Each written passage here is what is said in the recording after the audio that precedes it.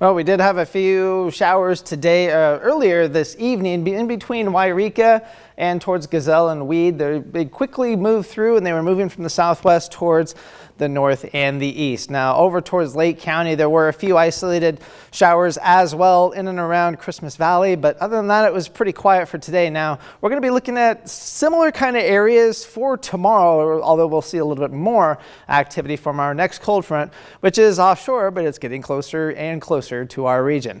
Now, for tonight, we're going to be looking at lows into the 40s east the Cascades, 50s up and down Interstate 5, pretty close to where we should be for this time of year, and upper 40s along the Oregon coast, although you're going to be looking at some low clouds. We're already looking at the low clouds over by Brookings, and parts of northern Curry County could have those clouds linger for a good chunk of tomorrow morning. Now we're going to be looking at windy conditions east the Cascades, wind gusts 30 to 35 miles an hour, maybe pushing 40 miles an hour, but that's because of our cold front moving through the region, so it's going to be definitely windier than it was for today.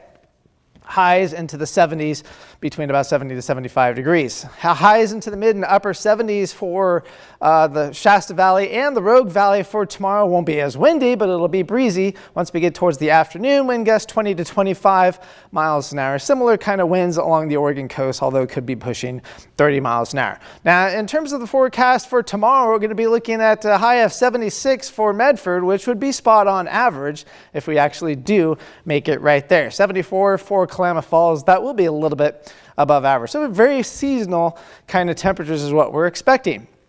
So tomorrow morning, we're going to see those low clouds again along the Oregon coast and west the Cascades. They should evaporate pretty quickly into the late morning and into the early afternoon, but then we're going to see just filtered sunshine throughout the day. And what I mean by that is just like intervals of clouds, and then it'll be sunny, and then we'll see more clouds, and that's pretty much what we're going to be looking at for the day tomorrow. Now, again, for the Cascades, eastern part of Siskiyou County, and kind of the same region we were looking at for today, there will be a better chance of seeing some showers and thunderstorms, although it's not going to be like a washout or anything like that, so you don't have to worry about canceling your outdoor plans or anything along those lines. But once we go towards Wednesday, things will calm down quite a bit, maybe some clouds into the morning, and then sunshine into the afternoon, and then Thursday, looking much nicer all around the region as well. You can see hardly any clouds, really, even in the state of Oregon. So for the Cascades, we're going to be looking at temperatures about 60 degrees for tomorrow, cooling off a little bit more for Wednesday. The only thing we have to worry about for tomorrow is that slight chance of showers and thunderstorms. By the time we get to Thursday, temperatures rebounding yet again.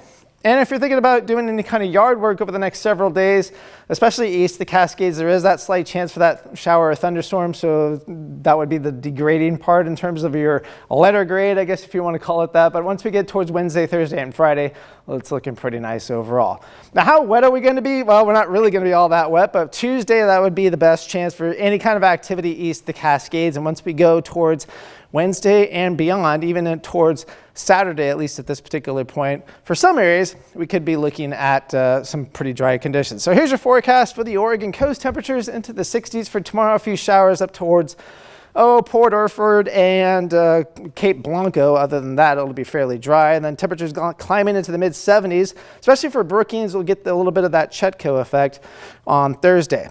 Northern California, 70s through about Thursday, all the way flirting with 80 degrees.